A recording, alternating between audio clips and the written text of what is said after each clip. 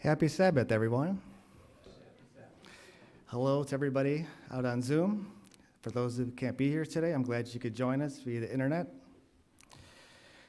Did you ever have to give a defense of your faith? In fact, we're all called to be ready to give a defense to our faith. We can do that in a number of ways. One of the ways of giving a defense on the existence of God to a skeptic or an atheist who believes that there is no God is to use scientific evidence of God. He or she may believe there's not enough evidence to prove that there's a God, or there's not enough evidence to prove that there's a God. I'd like to share with you a hypothetical story because evidence comes in many different forms. Did everyone hear about Glenn's delicious cheesecake? Well, it's amazing, and you've got to try it when it's available, though, and taste it for yourself. I'm done. That's all I wanted.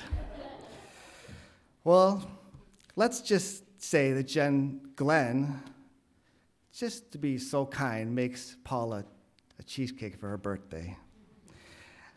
Now, we don't have any pets at home. Just so for the story, let's say we have a dog at home. So the story begins. Paula and I take a walk around the neighborhood to relax.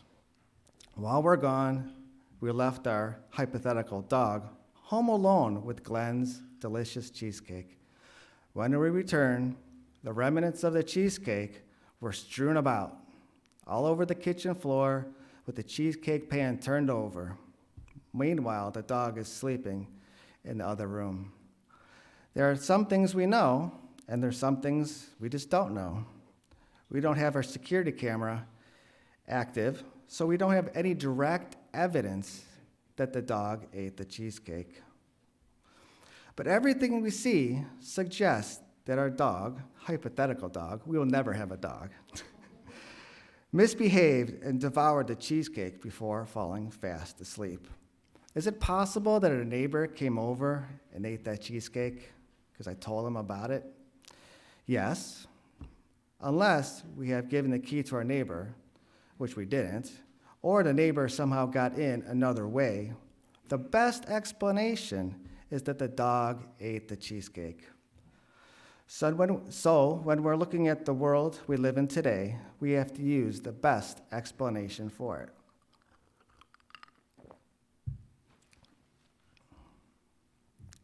When we have to give a defense of our faith to the skeptic or atheist, we'll have 3 reasons today that the existence of God is the best rationale for the world and the universe we live in today.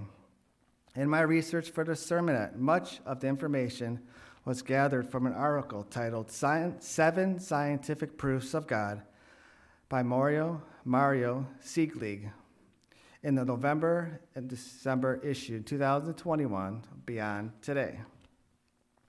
For further reference, for other scientific evidence of God, I will name 3 of the 7 listed in this article. If you will turn with me to Romans chapter 1, verse 20.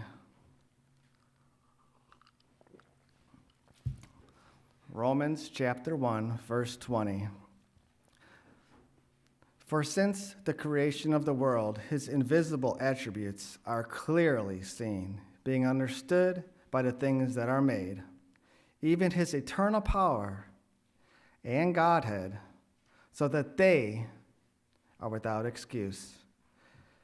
In this verse, for since the creation of the world, his invisible attributes are seen, that is God.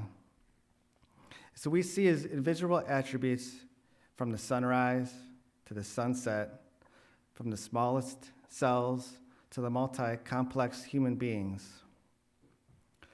So let's go over the 3 best explanations to support the existence of God. The first reason to support the existence of God is that God is the best explanation for the origin of the universe. Did you know over 100 years ago, the scientific consensus was that the universe was eternal. forever in the past and forever in the future. And it wasn't until 1965 that 2 U.S. scientists detected the remnants of the initial burst of the creation event, typically called the Big Bang. And they won the Nobel Prize in Physics. So no one sees a pen and assumes it was made by an explosion at a pen factory.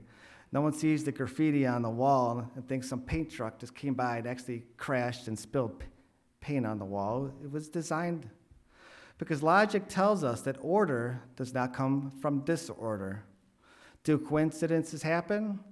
Yes, but not hundreds and millions of them at the same time.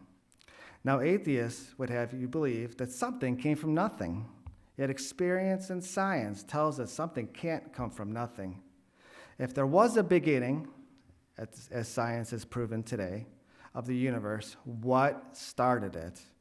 Well, Christians already believe there was a beginning of the universe, as documented in Genesis 1:1. In the beginning, God created the heavens and the earth. The universe of matter and energy appeared in a certain point in time and was all created by God.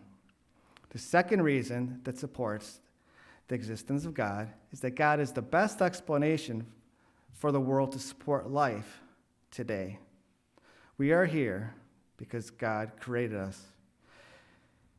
In 1973, a cosmologist, Brandon Carter, found that laws in physics have one highly unusual characteristic in common. They are precisely the values needed to establish and sustain a universe capable of producing life. Scientists have found 30 laws of physics that govern the universe, all unrelated and are finely tuned to incredible proportions to make life possible. They all have to work in unison. If you'll turn with me to Jeremiah 22, verse 35. I will be using the Good News translation.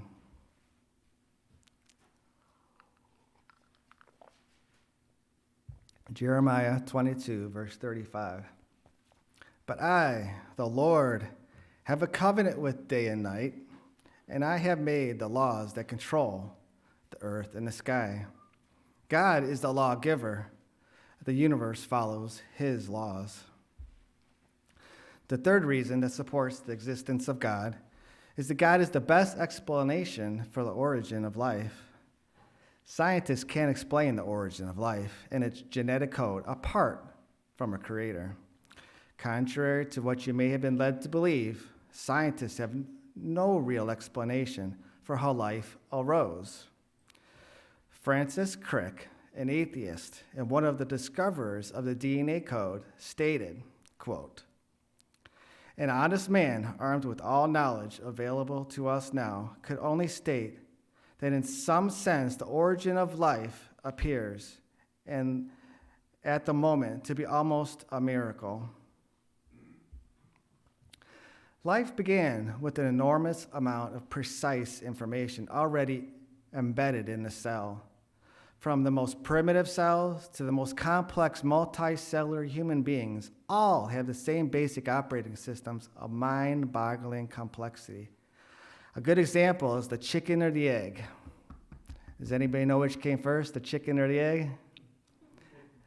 Chicken, egg, chicken. I didn't know.